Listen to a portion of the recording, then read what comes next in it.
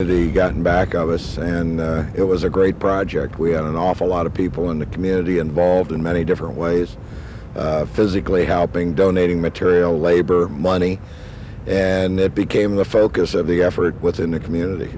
120 volunteers collected about $150,000 for the Hiawatha project.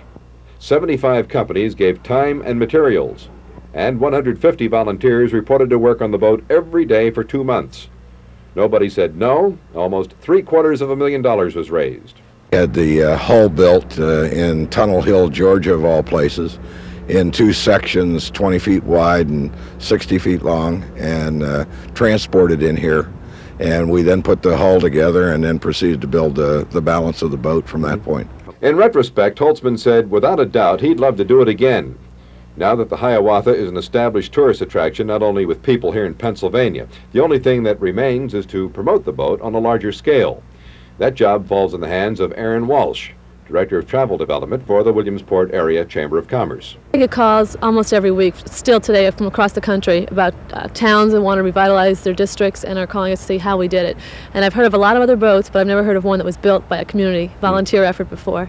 You're taking a chance in doing something like this in the first place, aren't you? You never really know how it's going to go over, do you? You're how many right. tourists you're going to attract? Or, Luckily for us, we just never believed it wouldn't work. You know, I don't know. I guess I didn't know any better, and we called, and it's worked so well. We really, literally, could use another boat right now. What are your plans in that area? Well, right now last year we had 366 charters on the boat. Already we have more this year scheduled for 1986. The Hiawatha can operate in 12.5 miles of water. The average charter is about 2 hours. Out of 146 bus tours we had last year, I got a call this past Friday from a company out of Chicago, Illinois, who booked 23 charters with us on one day. We have them now coming from as far away as Canada, Virginia, New York, Ohio, Maryland. So we're pretty excited about this tour season. And when the people come here to visit the boat, they do a lot of other things. They visit our toy train museum, our Little League baseball museum, go shopping, have lunch.